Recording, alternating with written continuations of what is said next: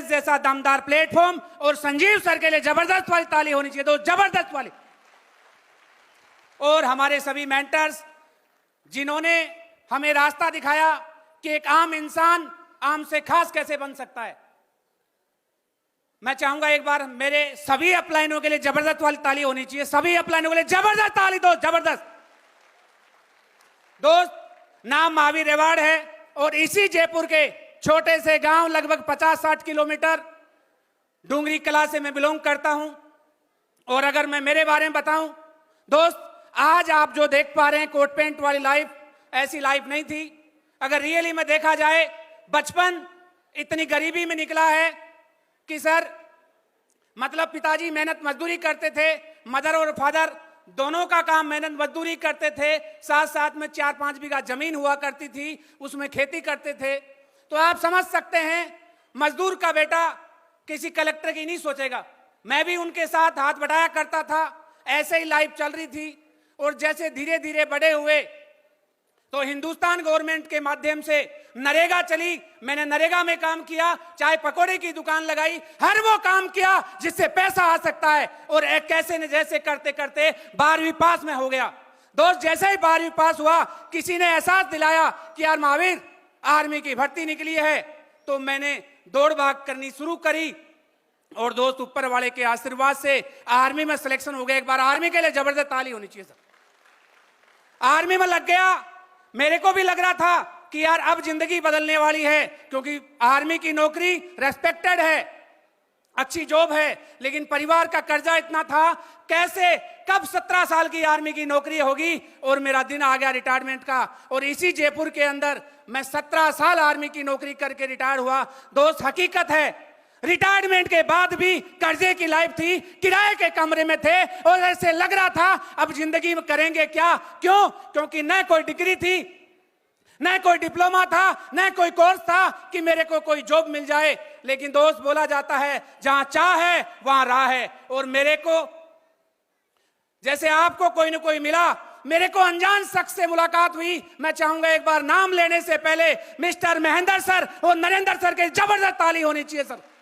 Sir लोगों से मुलाकात हुई, सर ने बोला महावीर जी आपकी लाइफ बन सकती है, आप बॉडी जैगवार मर्सिडीज में आ सकते हो। रियली में दोस्त विश्वास नहीं हुआ, और इसी विश्वास को बनाने में 8 से 9 महीने लग गए। लेकिन जिस दिन विश्वास हुआ, उस दिन विश्वास करके पूरी समझ डेवलप करके कि इस बिजनेस से हम कहां तक जा सकते हैं, शुरुआत करी। और फिर दोस्त पीछे मुड़ के नहीं देखा। बहुत सारे लोगों ने मना किया, कोई आया कोई नहीं आया, लेकिन मेरे को एक चीज समझ में आ गई कि इस इंडस्ट्री से तेरी जिंदगी बदल सकती है। क्योंकि दोस्त, सर ने उस टाइम पे मेरे को अच्छे से याद है, जैसे आप इस हॉल में बैठे हैं, गुरुदेव नसीब सर का ब्लू डायमंड का शो था। उस शो को मैंने पहली बार कोई बड़ा शो देखा था, और मैंने देखा सर की ढोल नगाड़ों के साथ एंट्री हो रही है, और सर 22 लाख का चेक ले रहे हैं। मेरे को रियली में लगा यार जब सर ले सकते हैं फौजी आदमी होके, तो महावीर तेरे में कोई कमी नहीं है। मैं उस टाइम हाल ही में रिटायर्ड हुआ था, 1 दिन पहले ही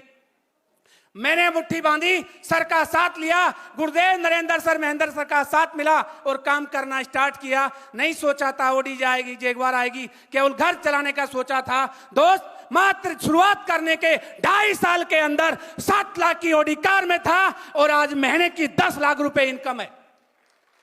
इसका रीजन जानना चाहेंगे? सर ने एक छोटी सी स्टोरी मेरे को बताई थी, और वो मैं आपको सुनाना चाहूंगा। दोस्त, क्यों बहुत सारे लोग इस इंडस्ट्री में आते हैं, क्यों कुछ दिन के बाद फेल होके चले जाते हैं। सर ने एक छोटी सी एक चिड़िया की स्टोरी बताई थी। एक चिड़िया क्या थी, उसके बच्चे थे, और उसने बोला अपने बच्चों को मैं तुम्हें उड़ना सिखाऊंगी, और एक ऊंची हाइट पे लेके चली गई। वहां ले जाके उनको बोला मैं तुम्हें इस हाइट से नीचे छोड़ूंगी, तुम केवल और केवल पंख खिलाने का काम करना, कुछ नहीं करना। उन्होंने क्या किया, जैसे ही पहले बच्चे को छोड़ा, उसने पंख खिलाए, लेकिन थोड़ी दूर जाने के बाद उसके मन में विचार आया, मम्मी कुछ बात छुपा तो नहीं गई, कोई बात ऐसी है जो मेरे को बताया नहीं। और ये सोच के उसने क्या किया, पंख खिलाने बंद कर दिए, धड़ाम जैसे नीचे गिरी, और उसकी दोबारा दूसरा बच्चा उसको समझाया, बेटा अभी आपने देखा एक तेरे भाई की मौत हो चुकी है क्योंकि उसने पंख खिलाने बंद कर दिए, तेरे को भी बोल रही हूं कि पंख खिलाना, बस कुछ नहीं करना।